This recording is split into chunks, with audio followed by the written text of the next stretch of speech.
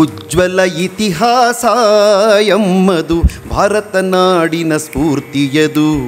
ಎರಡು ಕೈಗಳನ್ನೆತ್ತಿ ಮೂರು ಘೋಷಣೆಗಳನ್ನು ಉದ್ಘೋಷ ಮಾಡೋಣ. ಭಾರತ್ ಮಾತಾ ಕಿ ವಂದೇ, ಜೈ ಶ್ರೀರಾಮ್. ಇದು ಮೂರು ನಮ್ಮ ದೇಶವನ್ನು ಹಿಂದೆ ಮತ್ತು ಮುಂದೆ ಉಳಿಸುವಂಥದ್ದು. ಇವತ್ತಿನ ಈ ಕಾರ್ಯಕ್ರಮದ ಕೇಂದ್ರ ಬಿಂದು ಮಾನ್ಯ ದೇವೇಗೌಡರು.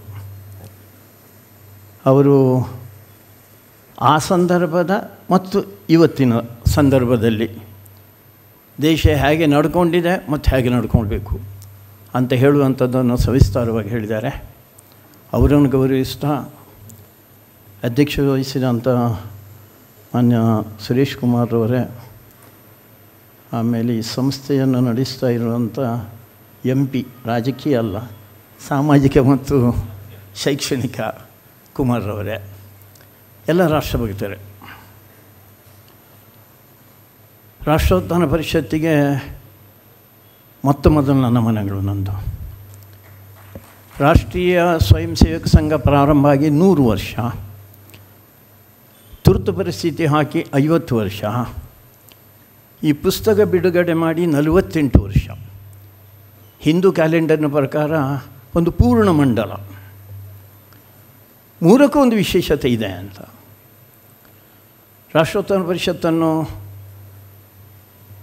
ಕನಸನ್ನು ಕಂಡು ಪ್ರಾರಂಭ ಮಾಡಿದಂಥವರು ಮಾನ್ಯ ಜಯದೇವರು. ತುರ್ತು ಪರಿಸ್ಥಿತಿಯಲ್ಲಿ ಅವರನ್ನು ಜೈಲಿಗೆ ಕರ್ಕೊಂಡು ಹೋದರು, ರಾಷ್ಟ್ರೋತ್ಥಾನ ಪರಿಷತ್ತಿಗೆ ಬೀಗ ಹಾಕಿದರು. ಇತ್ತೀಚೆಗೆ ಮೊನ್ನೆ ದೂಗು ಲಕ್ಷ್ಮಣರು ಒಂದು ಲೇಖನವನ್ನು ಬರೆದಿದ್ದಾರೆ. ಅದರಲ್ಲಿ ಸಂಕೋಲೆ ಸ್ವಾತಂತ್ರ್ಯ, ಅದರ ಮಧ್ಯದಲ್ಲಿ ಒಂದು ಶಬ್ದ ಇತ್ತು. ಆ ಶಬ್ದ ವಿಶೇಷವಾಗಿರುವಂಥದ್ದು. ಆ ಶಬ್ದ ಇಡೀ ನಮ್ಮ ಹೋರಾಟ ಹೇಗೆ ನಡೆಯಿತು ಅದರ ಚಿತ್ರವನ್ನು ತೋರಿಸಿರುವಂಥದ್ದು. ಅದು ಅದಕ್ಕೆ ಸಂಗ್ರಾಮ ಅಂತ ಹೆಸರಿಟ್ಟಿದ್ದಾರೆ. ನಮ್ಮದೊಂದು ದೊಡ್ಡ ಸಂಗ್ರಾಮ ಈ ದೇಶದಲ್ಲಿ. ಒಂದು ರೀತಿಯಲ್ಲಿ ಒಂದು ರಾಷ್ಟ್ರ ಯಜ್ಞ. ಆ ರಾಷ್ಟ್ರ ಯಜ್ಞದಲ್ಲಿ ಸಾವಿರಾರು ಜನ ಅದರಲ್ಲಿ ಧುಮುಕುವಂತೆ ಮಾಡಿದರು, ಧುಮುಕಿದರು, ಬೆಂದರು, ಶವವಾಗಿ ಹೋದರು. ಅದರ ಅಗ್ನಿ ಯಾವುದಿದೆ, ಆ ಅಗ್ನಿ ಎದ್ದದ್ದು ಧುಮುಕ್ ಅಂತ ಎದ್ದು ಬಿಟ್ಟಿದೆ, ಬುಗ್ಗನೆ ಅಂತ ಮೇಲೆ ಬಂದುಬಿಟ್ಟಿದೆ, ಅದುವೇ ಬುಗ್ಗಿಲು. ಒಂದು ಸ್ವಲ್ಪ ಹಿಂದಕ್ಕೆ ಹೋಗ್ತೇನೆ ನಾನು. 1000 ವರ್ಷದ ಸ್ವಾತಂತ್ರ್ಯ ಹೋರಾಟ ನಮ್ಮದು. ಮುಸಲ್ಮಾನರ ಆಕ್ರಮಣ ಆಯಿತು, ದೌರ್ಜನ್ಯಗಳಾಯಿತು. ಅದಾದ ಮೇಲೆ ಬೇರೆ ಬೇರೆ ಹೆಸರಿನಲ್ಲಿ ಕ್ರಿಶ್ಚಿಯನ್ರ ಆಕ್ರಮಣ ಆಯಿತು. ಅವು ಬರೀ ಶಾರೀರಿಕ ದೌರ್ಜನ್ಯ ಅಲ್ಲ, ಮಾನಸಿಕ ದೌರ್ಜನ್ಯನೂ ಆಯಿತು ನಮ್ಮ ಮೇಲೆ. ಆಗ ಈ ದೇಶದಲ್ಲಿದ್ದಂಥ ಜನ, ಲಕ್ಷಾಂತರ ಜನ, ಅವರ ಬಲಿದಾನವೂ ಆಯಿತು, ಹೋರಾಟವೂ ಮಾಡಿದರು. ಯಾಕೆ ಹೋರಾಟ ಮಾಡಿದ್ರು ಅಂತ ಹೇಳಿದರೆ ಬರೀ ಮುಸಲ್ಮಾನರು ಹೊರಗೆ ಹೋಗಬೇಕು ಅಥವಾ ಕ್ರಿಶ್ಚಿಯನ್ರು ಹೊರಗೆ ಹೋಗಬೇಕು ಅಂತ ಆಗಿರೋದಲ್ಲ. ಆ ಹೋರಾಟ ನಡೆದಿರುವಂಥದ್ದು ಈ ದೇಶದಲ್ಲಿ ಒಂದು ಉದಾತ್ತವಾದಂಥ ಚಿಂತನೆ. ಅದು ನಮ್ಮ ಧರ್ಮ, ನಮ್ಮ ಸಂಸ್ಕೃತಿ. ಅದರ ಮುಖಾಂತರ ಒಂದು ರಾಮ ಆಳಿದಂಥ ರಾಮರಾಜ್ಯ, ಕೃಷ್ಣನ ಧರ್ಮ ಸಾಮ್ರಾಜ್ಯ, ಅದನ್ನು ಪ್ರಜಾಸತ್ತಾತ್ಮಕವಾಗಿ ಇಲ್ಲಿ ಆಗಬೇಕು, ನಡೆಸಬೇಕು ಅಂತ ಹೇಳುವಂಥ ಹಿನ್ನೆಲೆಯಲ್ಲಿ ಈ ದೇಶದ ಸ್ವಾತಂತ್ರ್ಯ ಹೋರಾಟ. 1931ರಲ್ಲಿ ರಾವಿ ನದಿಯ ದಂಡೆ ಮೇಲೆ ನಿಂತು ಕಾಂಗ್ರೆಸ್ ಅಧಿವೇಶನದಲ್ಲಿ ನೆಹರೂರವರು ಹೇಳಿದರು, ನಮ್ಮ ಸಂಕಲ್ಪ ಏನು ಅಂತ ಕೇಳಿದರೆ ಅಖಂಡ ಹಿಂದೂಸ್ತಾನಕ್ಕೆ ಸ್ವರಾಜ್ಯ ಅಂತ. ಇದು 31ರಲ್ಲಿ. 47ರಲ್ಲಿ ಏನಾಯಿತು ಅಂತ ನಾವು ನೋಡಿದ್ದೇವೆ. 31ರ ನಂತರ ಉಳಿದ 16 ವರ್ಷಗಳಲ್ಲಿ ಏನಾಯಿತು ಅಂತ ಕೇಳಿದರೆ, ಹಿಂದಿನಿಂದ ನಡೆಸ್ಕೊಂಡು ಬಂದ್ರಲ್ಲ ಮುಸ್ಲಿಂ ತುಷ್ಟೀಕರಣ, ಅದರ ಪರಾಕಾಷ್ಠೆಗೆ ತಲುಪಿದರು. 1946ರಲ್ಲಂತೂ ಅವರು ನೇರ ಆಕ್ರಮಣ, ಡೈರೆಕ್ಟ್ ಆ್ಯಕ್ಷನ್ ಅಂತ ಮಾಡಿದರು. ಅದಕ್ಕೆ ಕಾಂಗ್ರೆಸ್ ತತ್ತರಿಸಿ ಹೋಯಿತು. ಅದರ ಪರಿಣಾಮ ತಮಗೂ ಅಧಿಕಾರದ ಆಸೆ ಇತ್ತು, ಅವರಿಗೂ ಕೂಡ ಈ ದೇಶವನ್ನು ಇಬ್ಬಾಗ ಮಾಡಿ ಒಂದು ತುಂಡವನ್ನು ಕೊಟ್ಟುಬಿಟ್ರು. ಹಂತ ಹಂತದಲ್ಲಿ ಕಾಂಗ್ರೆಸ್ ನಮಗೆ ಮೋಸ ಮಾಡ್ತಾನೆ ಬಂತು. ಅದಾದ ಮೇಲೆ ಪ್ರಧಾನಮಂತ್ರಿ ಆಯ್ಕೆ, ಮದ್ಯಪಾನವನ್ನು ನಿಷೇಧ ಮಾಡಬೇಕು, ಧೂಮಪಾನವನ್ನು ನಿಷೇಧ ಮಾಡಬೇಕು ಅಂತ ಗಾಂಧಿಯವರು ಕೂತರು. ಆದರೆ ದುರ್ದೈವ ನಮಗೆ ಸಿಕ್ಕಿರುವಂಥ ಮೊದಲನ ಪ್ರಧಾನಮಂತ್ರಿ ಅದು 2ರ ದಾಸರು. ಸುಮಾರು ಒಂದು 16-17 ವರ್ಷ ಅವರು ದೇಶವನ್ನು ಮುನ್ನಡೆಸಿದರು. ನಮ್ಮ POK ಅಂತ ಹೇಳುವಂಥ ಭಾಗವನ್ನು ಕಳ್ಕೊಂಡೆವು. ಚೀನಾಕ್ಕೆ ಸುಮಾರು 43,000 ಚದರ ಕಿಲೋಮೀಟರ್ ಭೂಮಿಯನ್ನು ಕೊಟ್ಟೆವು ನಾವು. ಅದಾದ ನಂತರ ಒಂದು ಸಣ್ಣ ಬೆಳ್ಳಿ ರೇಖೆ, ನಾವೆಲ್ಲರೂ ಭಾರಿ ಆಸೆಯಿಂದಿದ್ದೆವು, ಲಾಲ್ ಬಹದ್ದೂರ್ ಶಾಸ್ತ್ರಿಯವರು ಈ ದೇಶಕ್ಕೊಂದು ಹೊಸ ತಿರುವು ಕೊಡ್ತಾರೆ ಅಂತ. ಆದರೆ ಅವರ ಜೀವ ಮುಗಿಯಿತು ಅಥವಾ ಮುಗಿಸಿದರು ಒಂದು ಪ್ರಶ್ನಾರ್ಥಕ ಚಿಹ್ನೆ ಇದೆ. ಅದಾದ ಮೇಲೆ 66ರಲ್ಲಿ ಮತ್ತೆ ಅದೇ ಕುಡಿ ಮತ್ತೆ ಬಂದಿರುವಂಥದ್ದು ಇಂದಿರಾ ಗಾಂಧಿಯವರು. ಗಾಂಧಿ ಅಂತ ಹೇಳ್ತಾರೆ, ಅದು ಎಲ್ಲಿ ಪ್ರಾರಂಭ ಆಯಿತು ಗೊತ್ತಿಲ್ಲ. ಅವರ ಗಂಡ ಗ್ಯಾಂಡಿ, ಅದು ಗಾಂಧಿ ಅಲ್ಲ. ಮತ್ತೆ ಮೋಸ ಮಾಡಿದರು ನಮ್ಮ ದೇಶಕ್ಕೆ ಅಂತ, ಜನಕ್ಕೆ ಅಂತ. ಆ ಗಾಂಧಿಗೆ ಈ ಗಾಂಧಿಗೆ ಏನು ಸಂಬಂಧ? 71ರಲ್ಲಿ ಅವರಿಗೆ ಒಂದು ಒಳ್ಳೆಯ ಅವಕಾಶ ಸಿಕ್ತು, ಬಾಂಗ್ಲಾ ವಿಮೋಚನೆ, ಪಾಕಿಸ್ತಾನದ ಸೈನ್ಯವನ್ನು ಸೋಲಿಸುವಂಥ ಒಂದು ಅವಕಾಶ. ಅವರು ತುದಿಗೆ ಏರಿದರು. ವಾಜಪೇಯಿಯವರು ಕೂಡ ಅವರನ್ನು ದುರ್ಗೆ ಅಂತ ಕರೆದು ಬಿಟ್ಟರು. ಅವರಿಗೆ ಅನಿಸಿದ್ದು ನನ್ನನ್ನು ಬಿಟ್ಟು ಈ ದೇಶ ಇಲ್ಲವೇ ಇಲ್ಲ, ನಾನು ಈ ದೇಶದಿಂದ ದೊಡ್ಡವಳು ಅಂತ. ಹಾಗಾಗಲಿಕ್ಕೆ ಆಗುತ್ತಾ? ಈ ದೇಶದಲ್ಲಿ ಆಗೋಲ್ಲ. ಅವರ ವಿರುದ್ಧ ಚುನಾವಣೆಗೆ ನಿಂತಂಥ ರಾಜನಾರಾಯಣ್ ಅವರೊಂದು ಅರ್ಜಿಯನ್ನು ಹೈಕೋರ್ಟಿಗೆ ಹಾಕಿದರು, ಚುನಾವಣೆಯಲ್ಲಿ ಅಕ್ರಮ ಮಾಡಿದ್ದಾರೆ ಅಂತ. 4 ವರ್ಷ ವಾದ ಪ್ರತಿವಾದ ನಡೆದುಬಿಟ್ಟು ಆ ಅಲಹಾಬಾದ್ ಹೈಕೋರ್ಟ್ ಮೊದಲ ಬಾರಿಗೆ ತುದಿಯಲ್ಲಿದ್ದಾರೆ ಇಂದಿರಾ ಗಾಂಧಿಯವರು. ಅವರು ಅಕ್ರಮ ಮಾಡಿದ್ದು ಹೌದು, 6 ವರ್ಷ ಚುನಾವಣೆಗೆ ನಿಲ್ಲೂ ಹಾಗಿಲ್ಲ, ನೀವು ಕೆಳಗಿಳಿಬೇಕು ಅಂತ ಹೇಳುವಂಥ ರೀತಿಯ ಒಂದು ತೀರ್ಪನ್ನು ಕೊಟ್ಟರು ಅವರು. ಅದಾದ ಮೇಲೆ ಇವರು ಸುಪ್ರೀಂ ಕೋರ್ಟಿಗೆ ಹೋದರು. ಸುಪ್ರೀಂ ಕೋರ್ಟ್ ಹೇಳಿದ್ದು, ಹೈಕೋರ್ಟ್ ಹೇಳಿದ್ದು 100ಕ್ಕೆ 100 ಸತ್ಯ ಇದೆ ಅಂತ. ಸ್ವಲ್ಪ ಮರ್ಯಾದೆ ಇದ್ದರೆ, ಮಾನ ಇದ್ದರೆ, ಅಥವಾ ಸಂವಿಧಾನವನ್ನು ಒಪ್ಪೋ ಅಂತ ಆಗಿದ್ದಿದ್ರೆ, ಈಗ ಹಿಡ್ಕೊಂಡಿದ್ದಾನಲ್ಲೊಬ್ಬ ಸಂವಿಧಾನವನ್ನು ಹಿಡ್ಕೊಂಡು ಇಡೀ ದೇಶದಾದ್ಯಂತ ಓದಲಿಲ್ಲ ಸಂವಿಧಾನ, ಪುಟ ಎಷ್ಟು ಅಂತಲೂ ಗೊತ್ತಿಲ್ಲ ಅವರಿಗೆ, ಆದರೂ ಸಂವಿಧಾನ ಹಿಡ್ಕೊಂಡು ಓಡಾಡ್ತಾ ಇದ್ದಾರೆ. ಅವನ ಅಜ್ಜಿ ಏನು ಮಾಡಿದ್ದು ಅಂತ ಕೇಳಬೇಕಾಗಿತ್ತು ಅಂತ. ಆ ಸಂದರ್ಭದಲ್ಲಿ ದೇವೇಗೌಡರು ಉಲ್ಲೇಖ ಮಾಡಿದರು, ಗುಜರಾತಿನಲ್ಲಿ ಒಂದು ದೊಡ್ಡ ವಿದ್ಯಾರ್ಥಿ ಆಂದೋಲನ ವಿದ್ಯಾರ್ಥಿ ಪರಿಷತ್ನವರ ನೇತೃತ್ವದಲ್ಲಿ ಆಯಿತು, ದೇಶದಾದ್ಯಂತ ಬಂತದು. ಅದರ ಜೊತೆಯಲ್ಲಿ ಸಮಗ್ರ ಕ್ರಾಂತಿ ಅಂತ ಒಬ್ಬ ಗಾಂಧಿವಾದಿ ಜಯಪ್ರಕಾಶ್ ನಾರಾಯಣ್ ಅವರು ಹೋರಾಟ ಮಾಡ್ತಾಯಿದ್ರು. ಆವಾಗ ಇವರಿಗೆ ಅನಿಸಿದ್ದು, ನನ್ನ ಕುರ್ಚಿ ಅಲುಗಾಡಿ ಬಿಡ್ತೈತೆ, ಈಗ ಬಿದ್ದೇ ಬಿಡ್ತೇನೆ ನಾನು ಅಂತ. ಅದಕ್ಕೋಸ್ಕರ ಸಂವಿಧಾನವನ್ನು ತಿರುಚಿ, ಸಂವಿಧಾನದ ಮೇಲೆ ಆಕ್ರಮಣ ಮಾಡಿ, ಸಂವಿಧಾನದ ಮೇಲೆ ಒಂದು ರೀತಿ ವ್ಯಭಿಚಾರ ಮಾಡಿ, ಆ ಫಕ್ರುದ್ದೀನ್ ಅಲಿ ಅಹ್ಮದ್ ಪಾಪ ಅದು ಯಾಕೆ ಕೂತರು ಗೊತ್ತಿಲ್ಲ, ಅವರ ಸಹಿ ತಗೊಂಡು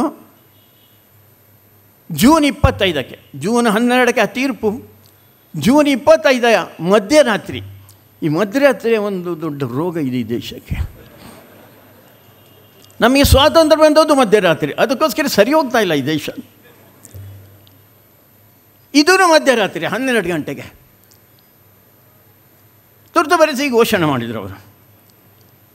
ಇಡೀ ದೇಶದ ಜನಕ್ಕೆ ತುರ್ತು ಪರಿಸ್ಥಿತಿ ಏನು ಅಂತಲೂ ಗೊತ್ತಿಲ್ಲ. ಸಂವಿಧಾನದಲ್ಲಿ ದೇಶದ ಮೇಲೆ ಆಕ್ರಮಣ ಆದಾಗ ತುರ್ತು ಪರಿಸ್ಥಿತಿಯನ್ನು ಜಾರಿ ಮಾಡಬಹುದು ಅಂತಿದೆ.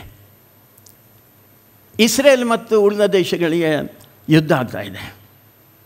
ಮೊನ್ನೆ ಇರಾನ್ನ ವಿರುದ್ಧ ಯುದ್ಧ ಆಗುವಲ್ಲಿವರೆಗೆ ಇಸ್ರೇಲ್ ಆ ದೇಶದಲ್ಲಿ ತುರ್ತು ಪರಿಸ್ಥಿತಿ ಘೋಷಣೆ ಮಾಡಲೇ ಇಲ್ಲ.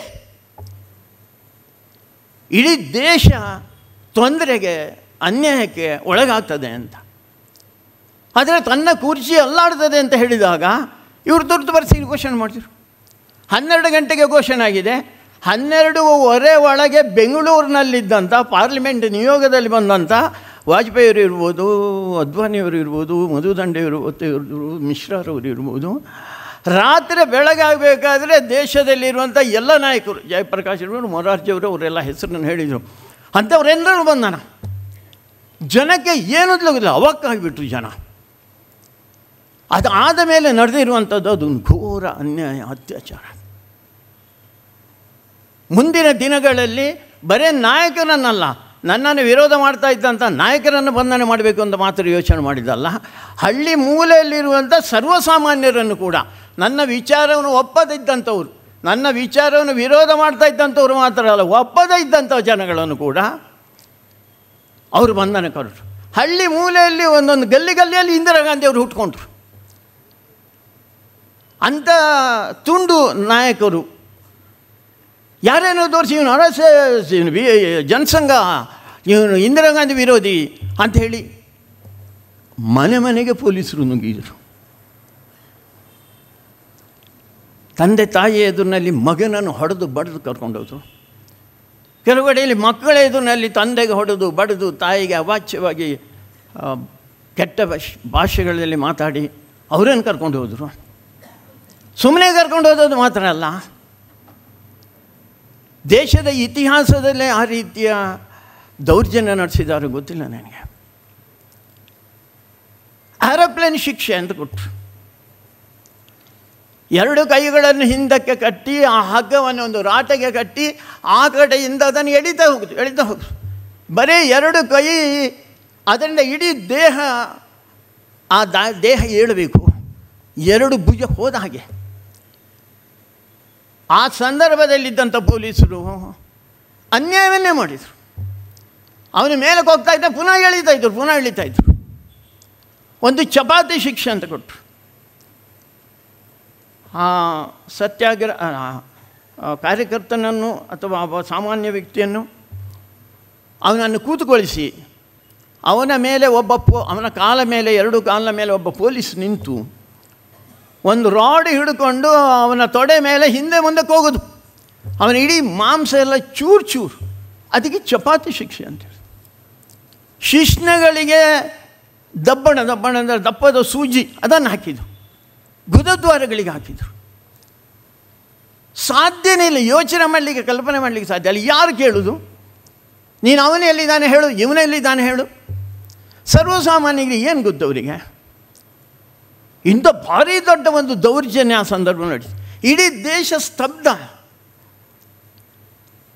ಮಾತಿನ ಹಕ್ಕಿಲ್ಲ, ಬರೆಯುವ ಹಕ್ಕಿಲ್ಲ, ಪ್ರಕಟ ಮಾಡುವ ಹಕ್ಕಿಲ್ಲ, ಮೆರವಣಿಗೆ ರೀತಿಯ ಪ್ರತಿಭಟನೆ ಮಾಡೋ ಹಕ್ಕಿಲ್ಲ. ಎಲ್ಲದಕ್ಕಿಂತ ಹೆಚ್ಚು ಪತ್ರಿಕಾ ಸ್ವಾತಂತ್ರ್ಯ ಯಾವುದಿದೆ, ಆ ಪತ್ರಿಕೆ ಸ್ವಾತಂತ್ರ್ಯವನ್ನು ತೆಗೆದುಬಿಟ್ರು. ಅನೇಕ ಪತ್ರಿಕೆಯವರು ಮರುದಿವಸ ಸಂಪಾದಕೀಯ ಬರಿಬೇಕಾದ್ರೆ ಸಂಪಾದಕೀಯದಲ್ಲಿ ಕಪ್ಪು ಬಣ್ಣ ಹಾಕಿದರು. ಯಾವ್ಯಾವ ಪತ್ರಿಕೆಗಳು ನನಗೆ ವಿರೋಧ ಇಂತಿದೆ ಅಂಥ ಪತ್ರಿಕೆಗಳಿಗೆ ರಾತ್ರಿ ವಿದ್ಯುತ್ತನ್ನೇ ನಿಲ್ಲಿಸಿಬಿಟ್ರು. ಎಂಥ ಘೋರವಾದಂಥ ಅನ್ಯಾಯ ಈ ದೇಶದ ಮೇಲೆ. ಅದಕ್ಕೋಸ್ಕರ ಇಡೀ ದೇಶ, ಯಾರು ಹೊರಗೆ ಬರಲಿಕ್ಕೆ ಧೈರ್ಯ ಇಲ್ಲ, ಮನೆ ಒಳಗೆ ಕೂತ್ಕೊಳ್ಳಿಕ್ಕೆ ಧೈರ್ಯ ಇಲ್ಲ, ಎಲ್ಲೆಲ್ಲ ಓಡಿದರು, ಏನೇನೋ ಆಯಿತು. ಅಂಥ ಭೀಕರವಾದಂಥ ಸಂದರ್ಭದಲ್ಲಿ ರಾಷ್ಟ್ರೀಯ ಸ್ವಯಂ ಸೇವಕ ಸಂಘ ಅದರ ಹಿರಿಯರನ್ನು ನಿರ್ಣಯ ತಗೊಂಡ್ರು. ಭಾರಿ ಪ್ರಮುಖವಾದಂಥ ವಿಷಯ ನೆನಪಿಟ್ಕೊಳ್ಳಿ. ಹಿರಿಯರೆಲ್ಲ ಸೇರಿ ಯೋಚನೆ ಮಾಡಿದರು, 1000 ವರ್ಷದಲ್ಲಿ ಮುಸಲ್ಮಾನರನ್ನು ಎದುರಿಸಿದ್ದೇವೆ, ಕ್ರಿಶ್ಚಿಯನ್ರನ್ನು ಎದುರಿಸಿದ್ದೇವೆ, ಆ ಭಾರಿ ದೊಡ್ಡ ಬಲಿದಾನದಿಂದ ನಮಗೆ ಸ್ವಾತಂತ್ರ್ಯ ಸಿಕ್ಕಿದೆ. ಯಾರೋ ಒಬ್ಬ ವ್ಯಕ್ತಿ ತನ್ನ ಕುರ್ಚಿಗೋಸ್ಕರ ನಮ್ಮ ಮೇಲೆ ದಬ್ಬಾಳಿಕೆ ಮಾಡಿದರೆ ಅದನ್ನು ಒಪ್ಪಿಕೊಳ್ಬೇಕಾ ಈ ದೇಶದ ಜನ? ಅದಕ್ಕೋಸ್ಕರ ಅಲ್ಲಿಂದ ಅಪೇಕ್ಷೆ ಬಂತು. ನವೆಂಬರ್ 14ರಿಂದ ಜನವರಿ 14ರವರೆಗೆ ಒಂದು ದೊಡ್ಡ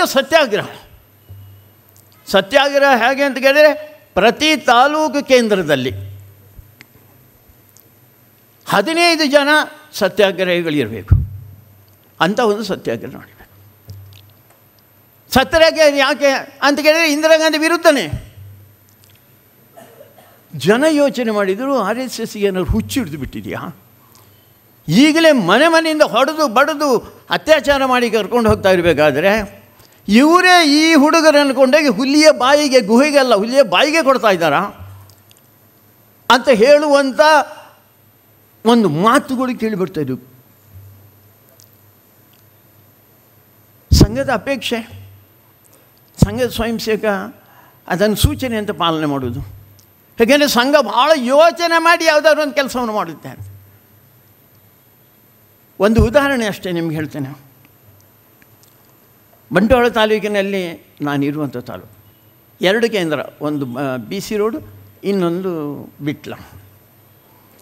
ಯಾರು ಸತ್ಯಾಗ್ರಹದ ನೇತೃತ್ವ ತಗೊಳ್ಬೇಕು? ಯಾರೋ ಒಬ್ಬ ಅಲ್ಲ, ಸಮಾಜದಲ್ಲಿ ಗಣ್ಯಾತಿ ಗಣ್ಯರು ಅಂತ ಯಾರಿದ್ದಾರೆ ಅವರು ತಗೋಬೇಕು. ಮಂಗಳೂರು ನಗರದಲ್ಲಿ ಡಾಕ್ಟರ್ ಮಾಧವ ಭಂಡಾರಿ ಅವರು ತಗೊಂಡ್ರು, BC ರೋಡ್ನಲ್ಲಿ ರುಕ್ಮಾಯಿ ಪೂಜಾರಿ ಅವರು ತಗೊಂಡ್ರು, ವಿಟ್ಲದಲ್ಲಿ ಕೂಡು ಕೃಷ್ಣ ಭಟ್ರು ತಗೊಂಡ್ರು. ನಾವಾಗ ಭೂಗತ ಕೆಲಸ ಮಾಡಲಿಕ್ಕಿದ್ದಂಥವ್ರು ಕದ್ದು ಮುಚ್ಚಿ ಮಾಡಲಿಲ್ಲ. ಹಿಂದಿನ ದಿವಸ ಯಾವ ಊರಿನಲ್ಲಿ ಅದು ನಡೆಯುತ್ತೋ ಅಲ್ಲೆಲ್ಲ ಒಂದು ಪೋಸ್ಟರ್ ಹಾಕಿದ್ದೆವು, ಕೈಯಲ್ಲಿ ಬರೆದಂಥದ್ದು. ನಾಳೆ ಬೆಳಗ್ಗೆ 9:30 ಗಂಟೆಗೆ ಸರಿಯಾಗಿ BC ರೋಡಿನಲ್ಲಿ ಸರ್ವಾಧಿಕಾರದ ವಿರುದ್ಧ ಒಂದು ಮೆರವಣಿಗೆ ನಡೆಸಲಿಕ್ಕಿದ್ದೇವೆ ನಾವು ಅಷ್ಟೇ. ಒಂದು ಸಲ ಇದು ಬಿದ್ದರು, ಬೆಚ್ಚಿ ಬಿದ್ದರು ಪೊಲೀಸರು. ತಕ್ಷಣ ರುಕ್ಮಾಯಿ ಪೂಜಾರಿ ಮನೆಗೆ, ಕೃಷ್ಣ ಭಟ್ರ ಮನೆಗೆ, ಮಾಧವ ಭಂಡಾರಿ ಮನೆಗೆ ಎಲ್ಲ ನುಗ್ಗಿದ್ರು. ನಮ್ಗೆ ಗೊತ್ತಿದೆ ಅಲ್ಲ ಇವ್ರು ಬಂದೇ ಬರ್ತಾರೆ ಅಂತ, ಅದಕ್ಕೋಸ್ಕರ ಮನೆ ವ್ಯತ್ಯಾಸ ಮಾಡಿದ್ದು ಅಷ್ಟೇ. ಅವರು ಆ ಮನೆಗೆ ಮಾತ್ರ ಹೋಗೋದು, ಪೊಲೀಸರು ಹಾಗೆ ಇರೋದು. ಇಲ್ಲಿ ನೀವು ನೋಡಿದರೂ ಕೂಡ ನೀವು ಹೆಲ್ಮೆಟ್ ಹಾಕದ ಹೋದರೂ ಕೂಡ ಕೆಲವು ಪೊಲೀಸರು ಹಿಡಿಯೋದಿಲ್ಲ, ಯಾಕಂದರೆ ಅವನಿಗೆ ಅದನ್ನು ಹಿಡಿಯೋ ಕೆಲಸ ಅಲ್ಲ, ಬೇರೆ ಕೆಲಸ ಅಷ್ಟೇ, ಅವನಿಗೆ ಅಷ್ಟೇ ಗೊತ್ತು. ಅವನಿಗೆ ಮರುದಿವಸ ಬೆಳಿಗ್ಗೆ ನಾನು ನೋಡಬೇಕಾದ್ರೆ ನನಗೆ ಮೊದಲನೇ ಅನುಭವ ಇದು. ಅದಕ್ಕೋಸ್ಕರ ವೇಷ ಮರೆಸಿ ನನ್ನ ಒಬ್ಬ ಸ್ಕೂಟರ್ ಬಿಡುವನು, ಅವನ ಹಿಂದೆ ಕೂತೆ. ನಾನು BC ರೋಡಿಗೆ ಹೋಗಿದ್ದೇನೆ. ಪೊಲೀಸ್ ಸ್ಟೇಷನಿಂದ 1 ಫರ್ಲಾಂಗ್ ಮುಂದೆ ರಾತ್ರಿ ಅವರಿಗೆ ಒಂದು ಮನೆಯಲ್ಲಿ ವ್ಯವಸ್ಥೆ ಮಾಡಿತ್ತು. ಅವ್ರು ಹೇಳ್ತೇನೆ, ನೀವು ಸರಿ 9:30 ಗಂಟೆಗೆ ರಸ್ತೆಗೆ ಬರಬೇಕು, ಒಂದು 100 ಮೀಟರ್ ಒಳಗೆ ಅಷ್ಟೇ. ಬರಬೇಕಾದ್ರೆ ಹೇಗೆ ಬರಬೇಕು ಅಂತ ಕೇಳಿದರೆ ನಿಮ್ಮ ಕುತ್ತಿಗೆಯಲ್ಲಿ ಹಾರ ಇರಬೇಕು ಅಂತ. ಯಾರ ಹಾರ ಹಾಕೋದು? ನೀವೇ, ಇನ್ಯಾರಿಲ್ಲ ಹಾರ ಹಾಕೋದು. ಬಂದ ಆದ ಮೇಲೆ ಏನು ಮಾಡಬೇಕು ನೀವು ಅಂತ ಕೇಳಿದರೆ, ಭಾರತ್ ಮಾತಾ ಕಿ ಜೈ, ವಂದೇ ಮಾತರಂ, ಸರ್ವಾಧಿಕಾರಕ್ಕೆ ಧಿಕ್ಕಾರ, ಇಂದಿರಾ ಗಾಂಧಿಯವರು ಇಳೀರಿ. ನೀವು ಅಲ್ಲಿಗೆ ರಸ್ತೆಗೆ ಹೀಗೆ ಹೇಳಿ ಇಳಿದ ಕೂಡಲೇ ಪೊಲೀಸರು ಸಿಕ್ಕಾಪಟ್ಟೆ ಹೊಡಿತಾರೆ, ನಿಮ್ಮನ್ನು ಕೈಕಾಲು ಮುರಿದು ಬಿಡ್ತಾರೆ, ನಿಮ್ಮನ್ನು ಜೈಲಿಗೆ ಸೇರಿಸ್ತಾರೆ. ಆ ರೀತಿ ಧೈರ್ಯ ಇದ್ದವರು ಮಾತ್ರ ಬನ್ನಿ ಅಂತ ಹೇಳಿತು. ಏನಿರಿ ಸಂಘ ನಿರ್ಮಾಣ ಮಾಡಿರುವಂಥ ಕಾರ್ಯಕರ್ತರು ಹೇಗಿದ್ದರು ನೋಡಿ. ಇದೆಲ್ಲವೂ ಇದ್ದಾಗಲೂ ಕೂಡ 9:30 ಗಂಟೆಗೆ ಸರಿಯಾಗಿ ಬಂದರು ರಸ್ತೆಗೆ. ಮತ್ತು ಅದೇ ಘೋಷಣೆ ಮನಸ್ಸಿನಲ್ಲಿದ್ದಿರ್ಬೋದು, ಹೊಡಿತಾರೆ ಅಂತ. ಆದರೂ ಒಂದು ಧ್ಯೇಯನಿಷ್ಠೆ ಅಂತ. ಇವರಿಗೆ ಪೊಲೀಸರಿಗೆ ಗೊತ್ತಾಗಲಿಲ್ಲ, ಇಲ್ಲಿ ಜೋರಾಗಿ ಘೋಷಣೆ ತಕ್ಷಣ ಕೆಳಗಿಂದ ಓಡ್ಕೊಂಡು ಬಂದರು, ವ್ಯಾನ್ನಲ್ಲಿ ಬಂದರು. ಈಗ ಹೊಡಿತಾರೆ ಅಂತ ಯೋಚನೆ ಮಾಡಿದರೆ ಹೊಡಿಲೇ ಇಲ್ಲ ಅವರು ಆ ಕಡೆ ಈ ಕಡೆ. ಒಳ್ಳೆ ಪ್ರಧಾನಮಂತ್ರಿಯವರು ಬಂದಾಗ ಇರುವ ರೀತಿಯಲ್ಲಿ 2 ವ್ಯಾನು, ಹೆಣ್ಣು ಮಕ್ಕಳು, ಪೊಲೀಸರು ಎಲ್ಲ. ಇವರಿಗೆ ಹೇಳಿತ್ತು, ಅಕಸ್ಮಾತ್ ನಿಮ್ಮ ಅದೃಷ್ಟನೇ ನಿಮಗೆ ಏಟು ಬೀಳಲಿಲ್ಲ ಅಂತಾದರೆ ಮೆರವಣಿಗೆ ಮಾಡ್ತಾ ಕೆಳಗಿನವರೆಗೆ ಬನ್ನಿ, 1 ಫರ್ಲಾಂಗ್, ಅಲ್ಲಿ ಒಂದು ಬಸ್ ಸ್ಟ್ಯಾಂಡ್ ಸಿಗುತ್ತೆ, ಆ ಬಸ್ ಸ್ಟ್ಯಾಂಡಿಗೆ ಒಂದು ಸುತ್ತು ಬನ್ನಿ, ಅಷ್ಟರೊಳಗೆ ನಮಗೆ ಹಿಡಿದೇ ಬಿಡ್ತಾರೆ. ಕೆಳಗೆ ಬಂದರು, ಘೋಷಣೆಗೆ ಹೋಗ್ತಾ ಬಂದರು, ಪೊಲೀಸರು ಇವ್ರ ಜೊತೆಯಲ್ಲಿ ನಡ್ಕೊಂಡು ಬಂದರು. ಬಸ್ ಸ್ಟ್ಯಾಂಡಿಗೆ ಒಂದು ಸುತ್ತು ಬಂದರು, ಅರೆಸ್ಟ್ ಮಾಡಲಿಲ್ಲ. ಇವರಿಗೆ ಸೂಚನೆ ಅಷ್ಟೇ ಇದ್ದದ್ದು, ಇನ್ನೇನು ಮಾಡಬೇಕು? ಅವರೆಲ್ಲ ಸೇರಿದು ಇನ್ನೊಂದು ಸುತ್ತು ಬರೋಣ, ಮತ್ತೊಂದು ಸುತ್ತು ಬಂದ ತಕ್ಷಣ ಪೊಲೀಸರು ಬನ್ನಿ ಒಳಗೆ ಬನ್ನಿ ಬಚಾವು. ಏಟು ಬಿಡಲಿಲ್ಲಲ್ಲ, ಸಾಕು, ಅರೆಸ್ಟ್ ಆಗೋದಂತ ಇದ್ದೇ ಇದೆ. 15ರಲ್ಲಿ 14 ಜನ ಮಾತ್ರ ಬಂದಿದ್ದರು, ಒಬ್ಬ ಬಂದಿರಲಿಲ್ಲ. ಅವನು ಇದು ಮುಗಿದಾದ ಮೇಲೆ ಒಂದು 15-20 ನಿಮಿಷ ಬಂದವನು, ಮೋಹನ್ ಪೈ ಅಂತ, ಅಲ್ಲಿ ಪಾಣೆಮಂಗ್ಳೂರು ಹತ್ತಿರದ ಒಬ್ಬ ವ್ಯಾಪಾರಿ. ಅವನಿಗೆಲ್ಲ ವ್ಯವಸ್ಥೆ ಮಾಡಬೇಕಲ್ಲ, ಒಮ್ಮೆ ಒಳಗೆ ಹೋದರೆ ಮತ್ತೆ ಹೊರಗೆ ಬರೋ ಪ್ರಶ್ನೆ ಇರಲಿಲ್ಲ. ಅದಕ್ಕೋಸ್ಕರ ಬಂದ ಕೇಳಿದೆ, ಎಲ್ಲಿಗೆ ಹೋಗಿದ್ದಾರೆ ಸ್ಟೇಷನ್ ಹೋಗಿ ಓಡ್ದ, ಅಲ್ಲೇ ಹತ್ತಿರ ಸ್ಟೇಷನ್. ಅಲ್ಲೊಬ್ಬ ಇನ್ಸ್ಪೆಕ್ಟರ್, ದೊಡ್ಡೂತಿ ವ್ಯಕ್ತಿ. ಇವನು ಹೋಗಿ ಸಾರ್ ನನ್ನನ್ನು ಜೈಲಿಗೆ ಸೇರಿಸಿ, ಇದೇ ಎಲ್ಲಿಯಾದರು ನನ್ನನ್ನು ಕೇಳಿ, ಯಾರಯ್ಯ ನೀನು? ಇಲ್ಲ ಸರ್, ನಾನು ಒಬ್ಬ ಸತ್ಯಾಗ್ರಹಿ. ಅಲ್ಲಯ್ಯ, ಸತ್ಯಾಗ್ರಹಗಳನ್ನ ಆಗಲೇ ಬಂದೆ, ನಡಿ ನಡಿ ಅಂತ. ಸರ್ ಆದರೂ ಸೇರಿಸಿ ಸರ್. ಯಾರಯ್ಯ ನೀನು? ಅಲ್ಲ ಸರಿ, ಹೀಗೀಗಾಯಿತು. ಯಾಕೆ ತಡ ಆಯಿತು? ಹೀಗೀಗಾಯಿತು. ನೀನೇನು? ನಾನು RSS ಸರ್. RSS ಮಾತಾಡ್ತೇನೆಯಾ? RSS ಅಂದರೆ ಸಮಯಕ್ಕೆ ಸರಿಯಾಗಿ ಬರುವವರು. ನೀನು ಯಾಕೆ? ಪೊಲೀಸಿಗೆ ಗೊತ್ತು RSSನವರು ಸಮಯಕ್ಕೆ ಸರಿಯಾಗುವರು. ಅದಾದಮೇಲೆ ಮುಗೀತು. ನಮಗೆ ಒಂದು ಪ್ರಶ್ನೆ, ಮನೆಯಿಂದ ಹೊಡೆದು ಬಡಿದು ಎಲ್ಲ ಕರ್ಕೊಂಡೋಗಿದ್ದಂಥ ಪೊಲೀಸರು ಇಂದಿರಾ ಗಾಂಧಿ ವಿರೋಧ ಮಾಡ್ತಾರೆ, ಯಾಕೆ ಹೊಡಿಲಿಲ್ಲ? ಆಮೇಲೆ ಅದನ್ನು ಹಿಂದಕ್ಕೆ ಹೋದಾಗ ಗೊತ್ತಾಯಿತು, ಇಂಥ ಹೊಡೆದಾಟದ ಮಧ್ಯದಲ್ಲಿ ಇವರು ಎಲ್ಲದಕ್ಕೂ ತಯಾರಾಗಿ ಬಂದಿದ್ದಾರಲ್ಲ, ಅದಕ್ಕೋಸ್ಕರ ಇವರಲ್ಲಿ ರಿವಾಲ್ವರ್ ಇರ್ಬೋದು, ತಲವಾರು ಇರ್ಬೋದು, ಚೂರಿ ಸುಮ್ಮನೆ ಬರೋಲ್ಲ ಇವರನ್ನು, ಸುಮ್ಮನೆ ಹುಚ್ಚರಿ ಯಾರ ಬರ್ತಾರೆ. ಆದರೆ ಮುಂದಿನ ಸತ್ಯಾಗ್ರಹದ ನಂತರ ಮತ್ತೆ ಬಡಿತ ಹೆಣ್ಣುಮಕ್ಕಳ ಸತ್ಯಾಗ್ರಹ ಇತ್ತು, ಅದಕ್ಕೂ ಹೊಡೆದ್ರು ಬಡಿದ್ರು, ಎಲ್ಲ ಅನ್ಯಾಯಗಳನ್ನು ಏನೇನು ಮಾಡಬೇಕೋ ಅಂತ ಎಲ್ಲ ಅನ್ಯಾಯಗಳನ್ನು ಮಾಡಿದರು ಅವರು. ಹೋರಾಟ ಮುಂದುವರಿತು ನೋಡಿ. 8 ವಾರಗಳ ಕಾಲ ಪ್ರತಿ ತಾಲೂಕು ಕೇಂದ್ರದಲ್ಲಿ. ಒಂದು ವಿಶೇಷ ಅಂದರೆ ನಮ್ಮ ಹಿರಿಯರಂಥ ಮಾನ್ಯ ಕೃಷ್ಣಪ್ಪನವರು, ಅವರಿಗೆ ಮತ್ತು ಶಿವರಾಮ ಕಾರಂತರಿಗೆ ಬಹಳ ಮಿತ್ರತ್ವ. ಇದು ಸತ್ಯಾಗ್ರಹ ಆಗೋದಕ್ಕಿಂತ ಒಂದು ವಾರದ ಹಿಂದೆ ಅವರು ಮನೆಗೆ ಹೋಗಿದ್ದರು. ಆಗಲೇ ಅವರು ಪದ್ಮವಿಭೂಷಣ ಪ್ರಶಸ್ತಿಯನ್ನು ವಾಪಸ್ ಮಾಡಿದಂಥ ಗಂಡಸು ಮಾರ್ಯಾರ ಅವರು. ಯಾರಿಗಾರು ಧೈರ್ಯ ಬರ್ಬೋದಾ? ಇಂದಿರಾ ಗಾಂಧಿ ಏನು ಮಾಡ್ಯಾರು ಇವರನ್ನು? ಅದಕ್ಕೋಸ್ಕರ ಇವರು ಹೋಗಿ ಹೇಳಿದರು, ಹೀಗೆ ಪರಿಸ್ಥಿತಿ ಗೊತ್ತಾಯಾ ಅಂತ ಹೇಳಿದರು ಅವರು. ಅವರ ಸ್ಟೈಲ್ ಹಾಗೆ.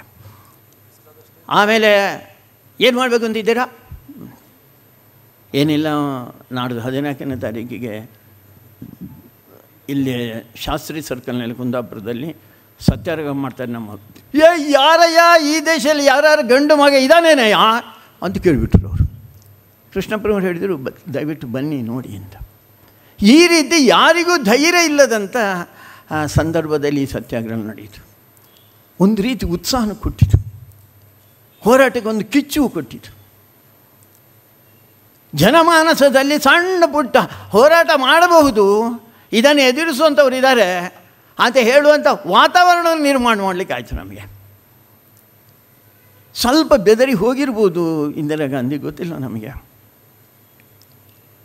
ಅದಾದ ಮೇಲೆ ಮುಂದಿನ ದಿನಗಳಲ್ಲಿ ನಮ್ಮ ಕೆಲಸನೇ ಮನೆ ಸಂಪರ್ಕ. ನನಗೂ ಆ ಜವಾಬ್ದಾರಿ. ಅವರು ನನ್ನನ್ನು ಬೆನ್ನತ್ತಾಯಿದ್ರು. ಅದಕ್ಕೋಸ್ಕರ ನಾವು ಹಗಲು ಓಡಾಡೋದು ಬಿಟ್ಟು ರಾತ್ರಿ ಓಡಾಡಲಿಕ್ಕೆ ಪ್ರಾರಂಭ ಮಾಡಿದ್ರು. ಅದೂ ಗೊತ್ತಾಯ್ತು ಅವರಿಗೆ. ಒಂದು ದಿವಸ ನನ್ನ ಪೈಲಟ್ ಒಂದು ಸ್ಕೂಟರ್ನಲ್ಲಿ 2 ಜನ, ಅದರ ಹಿಂದೆ ನಾವು 2 ಜನ. ನಾವು ಹೋಗಿ ಒಂದು 10 ಕಿಲೋಮೀಟ್ರ್ ಆಗಿದೆ, ಇನ್ನೊಂದು 1.5 ಕಿಲೋಮೀಟ್ರ್ ಇದ್ದರೆ ಬೈಟಕ್ಕೆ ಜಾಗಕ್ಕೆ ರಾತ್ರಿ 2 ಗಂಟೆಗೆ ಅಲ್ಲಿಗೆ ತಲುಪ್ತೇವೆ ನಾವು. ಬರ್ಬೇಕಾದ್ರೆ ಎದುರಿನ ಜಿಪ್ ಬಂತು ಪೊಲೀಸ್. ನಮ್ಗೆ ಗೊತ್ತಾಯ್ತು ಪೊಲೀಸ್ ಜಿಪ್ ಬಂತು ಅಂತ. ಎದುರಿನವ್ರು ಹೇಗೋ ತಪ್ಪಿಸ್ಕೊಂಡು ಹೋದರು. ನನ್ನ ಕರ್ಕೊಂಡು ಹೋಗ್ತಾ ಇದ್ದಂಥ ಸ್ಕೂಟರ್ ವಾಲ ಕೇಳಿದ, ಏನು ಮಾಡಲಿ ಅಂತ. ನಾನು ಏನು ಮಾಡೋದೇನಿದೆ, ಎಷ್ಟು ಎಕ್ಸ್ಟ್ರೇಟ್ ಕೊಡಲಿಕ್ಕಾಗುತ್ತೋ ಕೊಟ್ಬಿಟ್ಟು ರಂಗಿಯತ್ತು ಹೋಗಲಿ. ಅದು ನಾನು ನೋಡ್ತಾ ಇರ್ತೇನೆ, ಅದೇನಾದ್ರು ಜೀಪು ಹಿಂದಿನಿಂದ ಬರ್ತದೆ ಅಂತ ಗೊತ್ತಾದರೆ ನನ್ನನ್ನು ಅರ್ಧ ಕಿಲೋಮೀಟರ್ ದೂರದಲ್ಲಿ ಒಂದು ಕಾಡಿದೆ, ಆ ಕಾಡಿನಲ್ಲಿ ಬಿಟ್ಬಿಡು, ನೀನು ಮುಂದಕ್ಕೆ. ಪೊಲೀಸ್ ಬರಲಿಲ್ಲ, ಯಾಕೆ ಗೊತ್ತಿಲ್ಲ. ಅದಾದ ಮೇಲೆ ಬೈಟಕ್ಕೆ ಜಾಗಕ್ಕೆ ಹೋದೆವು ನಾವು. ಬೈಟಕ್ಕೆ ಜಾಗಕ್ಕೆ ಹೋಗಿ ಅರ್ಧ ಗಂಟೆ ಆಯಿತು, 1 ಗಂಟೆ ಆಯಿತು. ನಮ್ಮ ಎದುರಿನಲ್ಲಿ ಹೋಗಿದ್ದರಲ್ಲ 2 ಜನ, ಅವರು ಬರಲೇ ಇಲ್ಲ. ಆಮೇಲೆ ಹುಡುಕಾಡಿದವರು ಹುಡುಕಾಡಿ ಮತ್ತೊಂದು ಅರ್ಧ ಕಿಲೋಮೀಟರ್ ಹೋದಾಗ ಒಂದು ಮನೆ ಇದೆ ನಮ್ಮ ಕಾರ್ಯಕರ್ತರದ್ದು.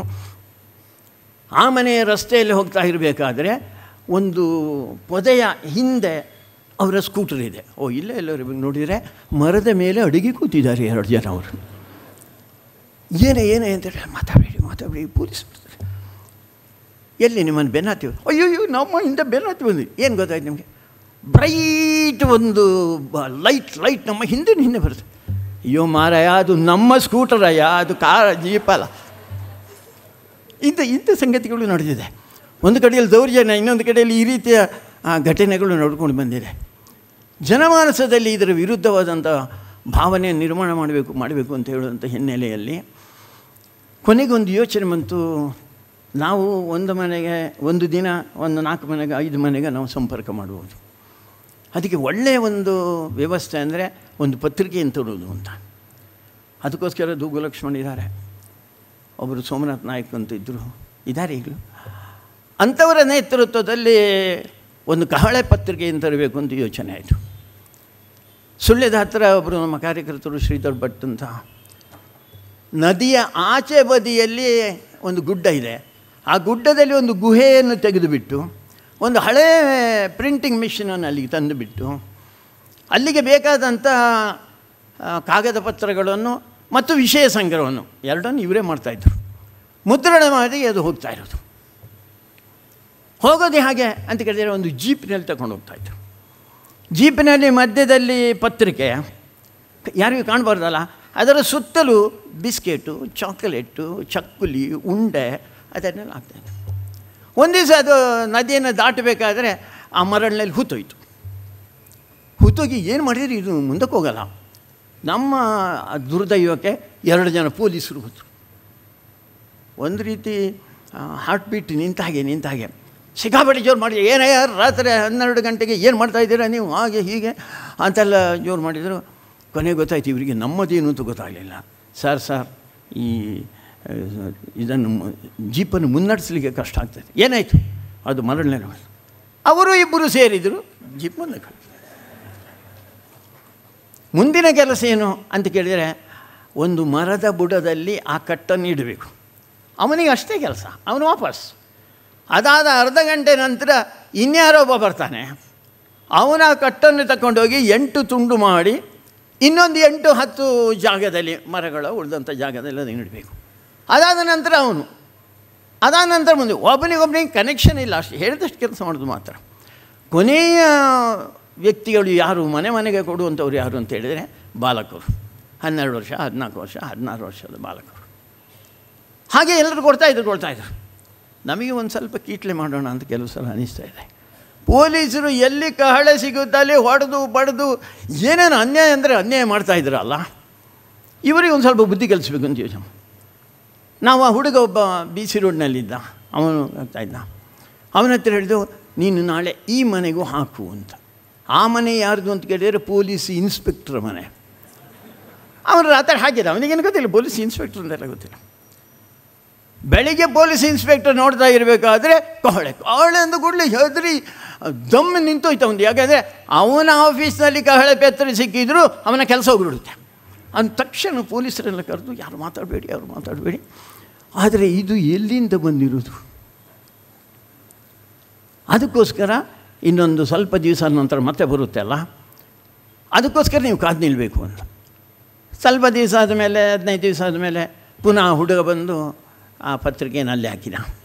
ಟ್ರಪ್ಪ ಹಿಡ್ಕೊಂಡ್ರು, ಸಾರಿ ಬಾರಿಸಿದ್ರು. ಹೇಳು, ಯಾರು, ಎಲ್ಲಿ ಹೇಳು? ಸರ್ ನನಗೇನು ಗೊತ್ತಿಲ್ಲ, ಆ ಮರದ ಬುಡದಲ್ಲಿ ರಾತ್ರಿ 12 ಗಂಟೆಗೆ ಸಿಗುತ್ತೆ ಸರ್. ಸರಿ, ಅಷ್ಟೇ ಬೇಕಾದ ಅವರಿಗೆ. ಅವರ ಮುಂದಿನ 15 ದಿವಸ ಆದಮೇಲೆ ಆ ಮರದ ಬುಡದಲ್ಲಿ ಕೂತರು. 7 ಗಂಟೆ ಆಯಿತು, 8 ಗಂಟೆ ಆಯಿತು, 10 ಆಯಿತು, 12 ಆಯಿತು, ಬೆಳಗ್ಗೆವರೆಗೆ. ಯಾಕೆಂದರೆ ನಮಗೆ ಗೊತ್ತಾಗಿದೆ ಈ ಹುಡುಗನನ್ನು ಅರೆಸ್ಟ್ ಮಾಡಿದೆ. ಅದಕ್ಕೋಸ್ಕರ ಆ ಮರ ಬಿಟ್ಟು ಇನ್ನೊಂದು ಮರದ ಹತ್ರ ಅದೇನು ಇಂಥದ್ದು ನೋಡ್ತೀರಿ. ಇದರ ಮಧ್ಯದಲ್ಲಿ ಅದರ ಒಬ್ಬರು ಪ್ರಮುಖರಾಗಿದ್ದಂಥ ಮಧುಕರ್ ನಾಯಕ್ ಅಂತ ಅವ್ರು ಸಿಕ್ಕಿಬಿದ್ರು. ಅವರಿಗೆ ಎಲ್ಲ ಗೊತ್ತು, ಇದರ ಹಿಂದೆ ಮುಂದೆ ಬರುವುದು ಹೋಗುವುದು ಎಲ್ಲ ಗೊತ್ತು. ಅವರನ್ನು ಹಿಡ್ಕೊಂಡು ಹೋದರು.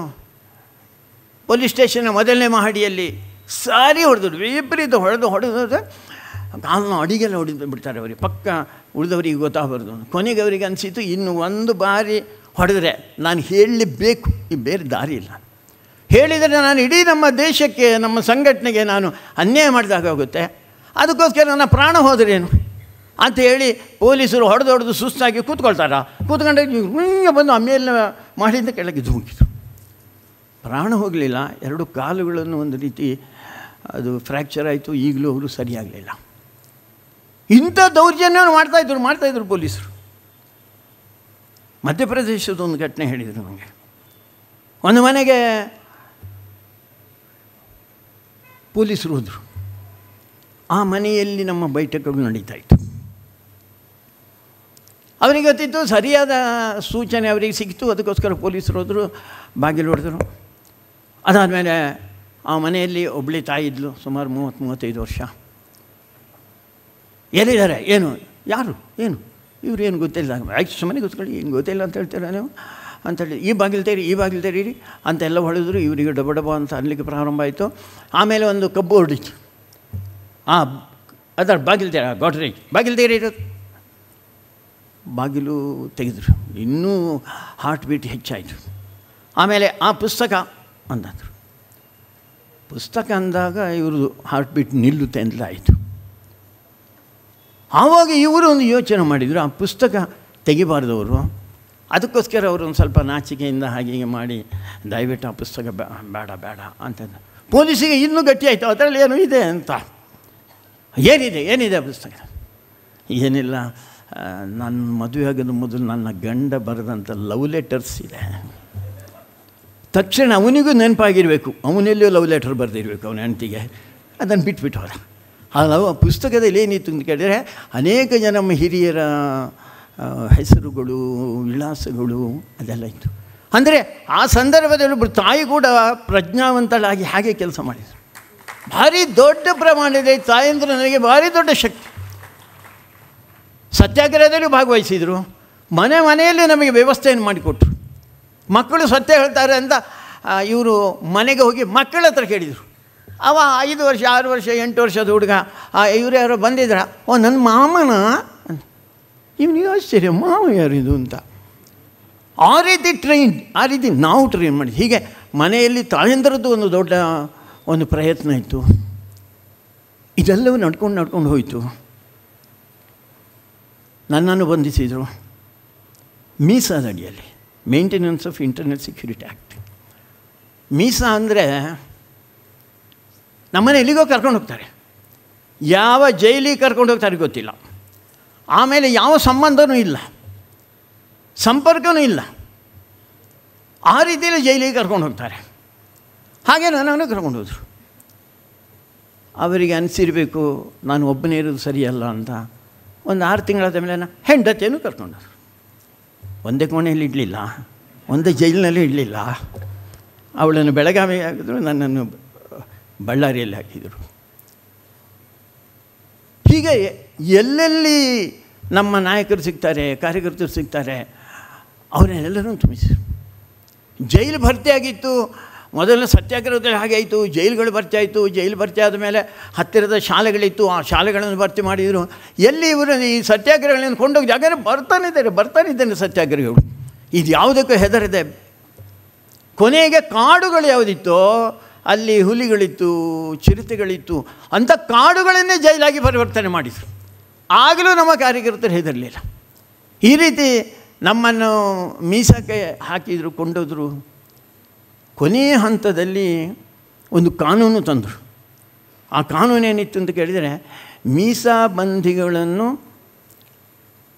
ಗುಂಡು ಹಾಕಿ ಕೊಂದರೂ ಕೂಡ ನ್ಯಾಯಾಲಯ ಕೇಳು ಹಾಗಿಲ್ಲ ಅಂತ.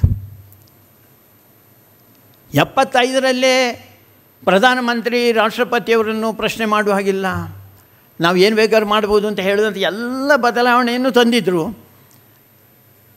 ಈ ಒಂದು ಎಡಿಷನಲ್ ಒಂದು ಕೆಲಸವನ್ನು ಅವರು ಮಾಡಿದರು. ಅವರನ್ನು ಗುಂಡು ಹಾಕಿದರು, ಅವರನ್ನು ಕೇಳುವಂಥ ಅವಕಾಶ ನ್ಯಾಯಾಲಯಕ್ಕಿಲ್ಲ ಅಂತ. ಎಷ್ಟಾದರೂ ಸರ್ವಾಧಿಕಾರಿಗಳು, ಅವರಿಗೆ ಅವರದೇ ಕಣ್ಣು, ಅವರದೇ ಕಿವಿಗಳಿರೋಲ್ಲ. ಅದಕ್ಕೋಸ್ಕರ ಅವರ ಶಕುನಿಗಳಿದ್ರಲ್ಲ ಸುತ್ತಲೂ, ಆವತ್ತು ತುರ್ತು ಪರಿಸ್ಥಿತಿ ಹೇರಿಸಲಿಕ್ಕೆ ಕಾರಣ ಆದಂಥವರು. ಅವರು ಹೇಳಿದರು, ಇಂದಿರಾಜಿ ಜಗತ್ತೆಲ್ಲ ನಿಮ್ಮನ್ನು ಸರ್ವಾಧಿಕಾರಿ ಅಂತ ಹೇಳ್ತಾರೆ, ಡಿಕ್ಟೇಟರ್ ಅಂತ ಹೇಳ್ತಾರೆ. ಅದಕ್ಕೆ ಆ ಶಬ್ದದಿಂದ ದೂರ ಆಗಿಬಿಡೋಣ ನಾವು. ಆ ಕೆಟ್ಟ ಶಬ್ದ ನಮ್ಮ ಮೇಲೆ ಬರೋದು ಬೇಡ. ಅದಕ್ಕೋಸ್ಕರ ಏನು ಮಾಡಬೇಕು? ಏನು ಹೇಳ್ತೀರಿ ಮೇಡಮ್, ಈ ದೇಶದಲ್ಲಿ ಎಲ್ಲ ಜನರು Indira is India, India is Indira, ಎಲ್ಲರೂ ಅದನ್ನೇ ಮಾತಾಡ್ತಾರೆ ಇಡೀ ದೇಶದಾದ್ಯಂತ. ಅದೇ ಸ್ಲೋಗನ್. ಇವರಿಗೆ ಅನಿಸಿದ್ದು ಹೌದು ಅಂತ. ಅದಕ್ಕೋಸ್ಕರ ಅವರು ಚುನಾವಣೆಯನ್ನು ಘೋಷಣೆ ಮಾಡಿದರು. ಚುನಾವಣೆ ಘೋಷಣೆ ಮಾಡಿದ ತಕ್ಷಣ ಯಾರ್ಯಾರು ರಾಜಕೀಯ ನಾಯಕರು ಅಂತಿದ್ದ ಅವರನ್ನೆಲ್ಲ ಬಿಟ್ಟರು. ನಮ್ಮಂಥ ಸ್ವಲ್ಪ ಏನು ಹೇಳಿ ಅವರಿಗೆ ಬೇಕಾದಂಥ ಜನಗಳನ್ನು ಬಿಟ್ಟು ಉಳಿದವರನ್ನೆಲ್ಲ ಬಿಟ್ಟರು. ಹೊರಗೆ ಹೋದ ಮೇಲೆ ಚುನಾವಣೆಯಲ್ಲಿ ಸ್ಪರ್ಧಿಸಬೇಕು. ಚುನಾವಣೆಯಲ್ಲಿ ಸ್ಪರ್ಧಿಸಲಿಕ್ಕೆ ಉಳಿದ ಯಾವುದೇ ರಾಜಕೀಯ ಪಕ್ಷದವರು ತಯಾರಾಗಲಿಲ್ಲ. ಯಾಕೆಂದರೆ ಅವರಿಗೆ ಎಲ್ರಿಗೂ ಗೊತ್ತಿತ್ತು, ಚುನಾವಣೆಗೆ ನಾವು ಹೋದರೆ ಇಂದಿರಾ ಇಸ್ ಇಂಡಿಯಾ, ಎಲ್ಲರ ಮನಸ್ಸಿನಲ್ಲೇ ಇಂದಿರಾ ಇಂದಿರಾ ಇಂದಿರಾ ಅಂತಿದೆ. ಅದಕ್ಕೋಸ್ಕರ ಚುನಾವಣೆಯಲ್ಲಿ ನಾವು ಕಂಟೆಸ್ಟ್ ಮಾಡಿದರೆ ನಾವು ಸೋಲೋದು ನಿಶ್ಚಯ, ಸೋತರೆ ಮತ್ತೆ ನಮ್ಮನ್ನು ಜೈಲಿಗೆ ಹಾಕೋದು ನಿಶ್ಚಯ, ಜೈಲಿಗೆ ಹಾಕಿದರೆ ನಮ್ಮನ್ನು ಕೊಲ್ಲೋದು ನಿಶ್ಚಯ. ಅದಕ್ಕೋಸ್ಕರ ಅವರು ಅಪೇಕ್ಷೆ ಮಾಡಲಿಲ್ಲ, ಅವರ ಮನೆಯವರು ಅಪೇಕ್ಷೆ ಮಾಡಲಿಲ್ಲ, ನೀವು ಹೋಗಬಾರ್ದು ಅಂತ ಹೇಳಿದರು. ಆ ಸಂದರ್ಭದಲ್ಲಿ ಮತ್ತೆ ಸಂಘನೆ ನಿಂತ್ಕೊಂಡಿತು. ನಮ್ಮ ಸರ್ಸಂಘ ಚಾಲಕರಾದಂಥ ಬಾಳಾಸಾಹೇಬ್ ದೇವರಸರು ಅವರನ್ನು ಜೈಲಿಗೆ ಹಾಕಿದರು. ಸಂಘದ ಮೇಲೆ ನಿಷೇಧ ಬಂದ ತಕ್ಷಣ ಅವರು ಪ್ರಮುಖರನ್ನು ಕರೆದು ಮಾತಾಡಿಸಿದರು. ಅವರು ಹೇಳಿದರು, ನಿಮಗೇನು ಗೊತ್ತು? ನನಗೆಲ್ಲ ಗೊತ್ತು. ಈ ದೇಶದ ನಾಡಿ ಬಿಡಿತ ಏನು ಅಂತ ಹೇಳುವಂಥದ್ದು ನಮ್ಮಲ್ಲಿರುವಂಥ ಲಕ್ಷ ಲಕ್ಷ ಕಾರ್ಯಕರ್ತರಿಗೆ ಗೊತ್ತು. ದೇವೇಗೌಡರು ಅದನ್ನು ಉಲ್ಲೇಖ ಮಾಡಿದರು. ಅವರು ಎಲ್ಲರೂ ಹೇಳ್ತಾ ಇದ್ದಾರೆ, ಇಲ್ಲ ಹೊರಗಡೆಯಿಂದ ಇಂದಿರಾ ಇಸ್ ಇಂಡಿಯಾ ಅಂತ ಹೇಳ್ತಾರೆ, ಆದರೆ ಇಂದಿರನ್ನು ಸೋಲಿಸಬೇಕು ಅಂತ ಇದ್ದಾರೆ. ಈ ಒಂದು ಉಸಿರಾಡದಂಥ ವಾತಾವರಣದಿಂದ ನಾವೆಲ್ಲರೂ ಹೊರಗೆ ಬರಬೇಕು ಅಂತ ಹೇಳುವಂಥ ಮನೋಭಾವನೆ ಇದೆ. ಅದಕ್ಕೋಸ್ಕರ ಇಂದಿರನಿಗೆ ಊಟ ಹಾಕೋಲ್ಲ ಅವರು. ಹಾಗಾದರೆ ಏನು ಮಾಡಬೇಕು ಅಂತ ಹೇಳಿದರೆ, ನಿಮ್ಮ ಬೇರೆ ಬೇರೆ ಹೆಸರಿನಲ್ಲಿರುವಂಥ ಎಲ್ಲ ಪಕ್ಷದ ಆ ಹೆಸರನ್ನು ಬದಲಾಯಿಸಿ ಒಂದು ಹೆಸರಿನಲ್ಲಿ ಕಂಟೆಸ್ಟ್ ಮಾಡಬೇಕು. ಚಿಹ್ನೆಯನ್ನೆಲ್ಲ ಬಿಟ್ಟು ಒಂದು ಚಿಹ್ನೆಯಲ್ಲಿ ಕಂಟೆಸ್ಟ್ ಮಾಡಿ. ಆ ರೀತಿ ಚುನಾವಣೆಗೆ ಜನತಾ ಪಕ್ಷದ ಹೆಸರಿನಲ್ಲಿ ಚುನಾವಣೆಗೆ ಹಿಡಿದ್ರು. ಮುಂದಿನ ತಮಗೆಲ್ಲ ಗೊತ್ತು ಅಂತ ಯೋಚನೆ ಮಾಡ್ತೇನೆ. ಏನೊಂದು ಲ್ಯಾಂಡ್ಸ್ಲೈಡ್ ವಿಕ್ಟರಿ ಇಂದಿರಾ ಗಾಂಧಿಯವರಿಗಂತ ಜಗತ್ತಿನಾದ್ಯಂತ ಹೇಳ್ತಾ ಇದ್ರು. ಲ್ಯಾಂಡ್ಸ್ಲೈಡ್ ಸೋಲ್ ಅವರಿಗಾಯಿತು. ಇಡೀ ಉತ್ತರ ಭಾರತದಲ್ಲಿ ಒಂದು ಸೀಟ್ ಸಿಗಲಿಲ್ಲ. ನಾವು ಸ್ವಲ್ಪ ಉದಾರಿಗಳು, ಹಾಗಾಗಿ ಒಂದು ಕೆಲವು ಸೀಟುಗಳನ್ನು ಕೊಟ್ಟೆವು. ಹಿಂಗೆ ನಿಮ್ಮ ಮರ್ಯಾದೆ ಉಳಿಲಿ ಇಂದಿರಾ ಗಾಂಧಿಯವರೇ ಅಂತ. ಅಂದರೆ ಈ ದೇಶದಲ್ಲಿ ನೀವು ಅನ್ಯಾಯ ಮಾಡಿದರೆ, ಸ್ವಾಭಿಮಾನವನ್ನು ಕೆಣಕಿದರೆ, ಧರ್ಮಕ್ಕೆ ಸಂಸ್ಕೃತಿಗೆ ಅಪಮಾನ ಮಾಡಿದರೆ ನೀವು ಸುಟ್ಟೋಗ್ತೀರಾ ಅಂತ, ನೀವು ಉಳಿಯಲ್ಲ ಅಂತ ಈ ದೇಶದ ಜನ ಮತ್ತೆ ಮತ್ತೆ ಹೇಳ್ತಾರೆ ಅಂತ ನಾವು ನೋಡಿದರೆ, ಸಾಮಾನ್ಯ ಜನ, ಹಳ್ಳಿ ಜನ, ಓದಲಿಕ್ಕೆ ಬರೋಲ್ಲ, ಅವರಿಗೆ ಬರೀಲಿಕ್ಕೆ ಬರೋಲ್ಲ, ಡಿಗ್ರಿ ಇಲ್ಲ ಅಂತ ಯೋಚನೆ ಮಾಡಿದರು. ಈ ಡಿಗ್ರಿ ಇದೆ ಅವರ ಹತ್ರ. ಸತ್ಯ ಆಯ್ತಲ್ಲ. ಆ ತಾಯಿ ಹೆಚ್ಚು ದಿವಸ ಉಳಿಲಿಲ್ಲ, ಅವರ ಮಗನೂ ಉಳಿಲಿಲ್ಲ, ಇನ್ನೊಬ್ಬ ಮಗನೂ ಉಳಿಲಿಲ್ಲ. ಈ ದೇಶದಲ್ಲಿ ಧರ್ಮಕ್ಕೆ ಅನ್ಯಾಯ ಮಾಡಿದರೆ, ಧರ್ಮದ ವಿರುದ್ಧ ಹೋದರೆ, ನನಗನ್ಸದೆ ಸಾವಿರಾರು ಜನ ಪ್ರಾಣ ಕೊಡುವಂಥ ವಾತಾವರಣ ನಿರ್ಮಾಣ ಮಾಡ್ತಾರೆ. ನನ್ನ ಮನೆ ಪಕ್ಕದಲ್ಲಿ ಒಬ್ಬ ರತ್ನಾಕರ್ ಅಂತಿದ್ದ. ಅವನಿಗೆ ಕೀಟ್ಲೆ ಕೊಟ್ಟು ಕೊಟ್ಟು ಕೊಟ್ಟು ಕೊಟ್ಟು ಅವನಿಗೆ ಡಿಪ್ರೆಷನ್ ಆಗಿ ಅವನು ಪರ್ವತದಿಂದ ಕೆಳಗೆ ಬಿದ್ದುಕೊತ. ನನ್ನ ಜೊತೆಯಲ್ಲೊಬ್ಬ ಒಳ್ಳೆ ಭಜನೆ ಹಾಡುಗಾರ ಪ್ರಕಾಶ್ ಕಾಮತ್ ಅಂತ ಒಬ್ಬ ಇದ್ದ, ಕಾರವಾರದವ. ಅವನಿಗೂ ಹುಚ್ಚಿಡಿಯಿತು, ಅವನು ಆತ್ಮಹತ್ಯೆ ಮಾಡಿಕೊಂಡ. ಎಷ್ಟು ಜನ ಜೈಲಿನಲ್ಲಿ ತನ್ನ ಪ್ರಾಣವನ್ನು ಕಳ್ಕೊಳ್ಬೇಕಾಯಿತು. ಅನಾರೋಗ್ಯ ಆಗಿ ಅಲ್ಲಿಂದ ಆಸ್ಪತ್ರೆಗೆ ಕರ್ಕೊಂಡು ಎಷ್ಟು ಜನ ಪ್ರಾಣ ಬಿಟ್ಟರು. ಈ ಸಾವಿಗೆ ಈ ದೇಶ ಉತ್ತರ ಕೊಡೋಲ್ವಾ? ಅದು ರಾವಣನ ಕಾಲ ಇರ್ಬೋದು, ದುರ್ಯೋಧನ ಕಾಲ ಇರ್ಬೋದು, ಕಂಸನ ಕಾಲ ಇರ್ಬೋದು. ಒಂದು ಸಲ ದೌರ್ಜನ್ಯ ಎತ್ತರಕ್ಕೆ ಬೆಳೀತಾರೆ, ಆದರೆ ಮತ್ತೆ ಧರ್ಮ ಪ್ರತಿಷ್ಠಾಪನೆ ಆಗುತ್ತಿಲ್ಲ. ಅದಕ್ಕೋಸ್ಕರ ಇಲ್ಲಿ ಮತ್ತೆ ಧರ್ಮದ ಪ್ರತಿಷ್ಠಾಪನೆ ನೆನಪಿಟ್ಟು. ಸ್ವತಂತ್ರ ಭಾರತದಲ್ಲಿ ನಾವು ಸ್ವತಂತ್ರವಾಗಿ ಉಸಿರಾಡುವಂಥ, ಮಾತನಾಡುವಂಥ, ಪತ್ರಿಕೆಗಳು ಬರೆಯುವಂಥ ಇವತ್ತು ತುಂಬ ಜನ ಬರೀತಾರೆ ಇಲ್ಲ. ಅವರಿಗೆ ಸ್ವಾತಂತ್ರ್ಯ ಕೊಟ್ಟಿರೋದು ಯಾರು ಅಂತ ಕೇಳಿದರೆ ಈ ಹೋರಾಟಗಾರರು, ಈ ಜೈಲಿನಲ್ಲಿದ್ದಂಥವರು. ಅದಕ್ಕೆ ನೇತೃತ್ವವನ್ನು ವಹಿಸಿರೋದು ಅದು RSS. 48ರಲ್ಲಿ ನಮ್ಮ ಮೇಲೆ ಬ್ಯಾನ್ ಮಾಡಿದರು. ಗಾಂಧಿ ಹೆಸರನ್ನು ದುರುಪಯೋಗಪಡಿಸ್ಕೊಂಡು ಬ್ಯಾನ್ ಮಾಡಿದರು ನಮ್ಮನ್ನು. ಆವಾಗ ನಾವು ಏಕಾಂಗಿ, ಅದರ ವಿರುದ್ಧವೂ 18 ತಿಂಗಳು ಹೋರಾಟ ಮಾಡಿ ನಾವು ಗೆದ್ದಿದ್ದೇವೆ. ಶಾಂತಿಯುತವಾಗಿ ಹೋರಾಟ ಮಾಡಿ ಗೆದ್ದಿದ್ದೇವೆ. 75ನೇ ಇಸ್ವಿಯಲ್ಲಿ ಇಂದಿರಾ ಗಾಂಧಿ ಏಕಾಂಗಿ, ಇಡೀ ಸಮಾಜ, ಎಲ್ಲ ಪಕ್ಷಗಳು, ದೇವೇಗೌಡರು ಹೇಳಿದಾಗ ಎಲ್ಲರೂ ಒಟ್ಟು ಸೇರಿ ನಾವು ಹೋರಾಟ ಮಾಡಿದ್ದೆವು. ಅದರ ಕೇಂದ್ರಬಿಂದು ಮತ್ತೆ ಸಂಘ ಆಗಿ ನಿಂತುಕೊಂಡಿತು. ಸಮಾಜದ ಪರಿವರ್ತನೆ, ಸಮಾಜದಲ್ಲಿ ಆದಾಗ ಅನ್ಯಾಯ, ಅದರ ವಿರುದ್ಧ ಸೆಟೆದು ನಿಲ್ಲುವಂಥ, ಶಾಂತಿಯುತವಾಗಿ ಹೋರಾಟ ಮಾಡುವಂಥ, ನಮಗೆ ಶಾಂತಿಯಲ್ಲಿ ಹೋರಾಟ ಮಾಡಲಿಕ್ಕೆ ಗೊತ್ತು ನಮಗೆ. ಅದಕ್ಕೋಸ್ಕರ ಈ ಧರ್ಮದ ಪ್ರತಿಷ್ಠಾಪನೆಗೋಸ್ಕರ ಸುಮ್ಮನೆ ಆಗಲಿಲ್ಲ. ಇದು ಈ ಪ್ರಜಾತಂತ್ರವನ್ನು ಉಳಿಸಬೇಕು ಅಂತ ಹೇಳುವಂಥ ದೃಷ್ಟಿಯಿಂದಲೇ ಇದಾಗಿರುವುದು. ದುರ್ದೈವ ಕಾಂಗ್ರೆಸ್ ಆ ಚಾಳಿಯನ್ನು ಬಿಡಲಿಲ್ಲ, ಈಗ ಮುಂದುವರಿಸಿಕೊಂಡು ಬಂದಾರೆ. ಸಿದ್ದರಾಮಯ್ಯ ಆವಾಗ ಇರಲಿಲ್ಲ, ಜೆ ಡಿ ಎಸ್ನಲ್ಲಿ ಎಲ್ಲೋ ಇದ್ರು ಅಂತ ಕಾಣುತ್ತೆ ಅವರು. ಆವಾಗ ಇಂದಿರಾ ಗಾಂಧಿ ಕಳ್ಳಿ ಅಂತೆಲ್ಲ ಹೇಳ್ತಾ ಇದ್ದಿರ್ಬೋದು. ಈಗ ಅದೇ ಇಂದಿರಾ ಗಾಂಧಿ ನಮಸ್ಕಾರ ಮಾಡ್ತಾಯಿದ್ದಾರೆ.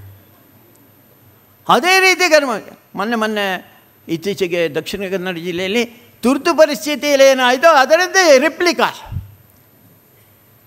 ಅನೇಕ ಮನೆಗಳಿಗೆ ರಾತ್ರಿ ನುಗ್ಗಿದ್ರು. ಈ ಬಾರಿ ಹೊಡಿಲಿಲ್ಲ, ಅದರ ಬದಲು ಸೆಲ್ಫಿ ಹುಡುಕೊಂಡ್ರು. ಯಾಕೆ ಬಂದರೂ ಗೊತ್ತಿಲ್ಲ. 12 ಗಂಟೆಗೆ 1 ಗಂಟೆಗೆ ಅಲ್ಲಿದ್ದಂಥ ತಾಯಂದರಿಗೆ ಹೆದರಿಕೆ ಬೆದರಿಕೆ. ಈಗ ಹೇಳ್ತಾ ಇದ್ದಾರೆ, ಭಾರಿ ಧೀರರಾಗಿ ಹೇಳ್ತಾ ಇದ್ದಾರೆ, ಯಾರು ಭಾಷಣ ಮಾಡಿದರೆ ಅಲ್ಲಿಂದ ಹೇಳ್ಕೊಂಡು ಬರ್ತೇವೆ ನಾವು. ಅವರು ಧೀರರಾದರೆ ನಾವು ಸುಧೀರರು. ಎಲ್ಲ ನೋಡಿ ಆಗಿದ್ದಾರೆ, ಇನ್ನೇನು ಮಾಡ್ಬೋದು? ಈಗ ನನ್ನನ್ನು ಜೈಲಿಗೆ ಕರ್ಕೊಂಡು ಹೋಗ್ತಾರೆ, ಇನ್ನೇನು ಮಾಡ್ಬೋದು? ಒಂದು ಕಟಕ್ ಅಂತ ಮಾಡಲಿಕ್ಕೂ ಅಷ್ಟೇ ಇರೋದು, ಇನ್ನೇನು ತೊಂದರೆ ಏನಿಲ್ಲ. ಅದು ಬಿಟ್ಟು ಏನೇನು ಮಾಡಲಿಕ್ಕೆ ಸಾಧ್ಯ ಇಲ್ಲ. ಅಧರ್ಮದಲ್ಲಿ ನೀವು ನಡ್ಕೊಂಡ್ರೆ ನಾವು ಹೋರಾಟ ಮಾಡೋದಂತೂ ನಿಶ್ಚಯ. ಈ ವಿಚಾರವನ್ನು ನಮಗೆ ಮತ್ತೆ ತುರ್ತು ಪರಿಸ್ಥಿತಿ ಕೂಡ ಹೇಳಿಕೊಟ್ಟಿದೆ. ಅದಕ್ಕೋಸ್ಕರ ಈ ತುರ್ತು ಪರಿಸ್ಥಿತಿಯನ್ನು ಮತ್ತೆ ತರಬೇಡಿ. ಅದು ತರಬೇಡಿ ಅಂತ ಹೇಳಿದರೆ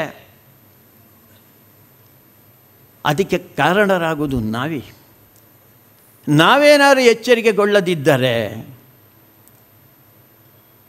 ಆಗ ಇಂಥ ತುರ್ತು ಪರಿಸ್ಥಿತಿಗಳು ಬರ್ತಾ ಇರ್ತಾರೆ. ನಾವೇನಾದ್ರು ಸ್ವಾರ್ಥಿಗಳಾದರೆ, ನಾವು ಸಮಾಜವನ್ನು ಹೊಡೀಲಿಕ್ಕೆ ಹೋದರೆ ಆವಾಗ ಸಮಾಜ ದುರ್ಬಲ ಆಗುತ್ತೆ.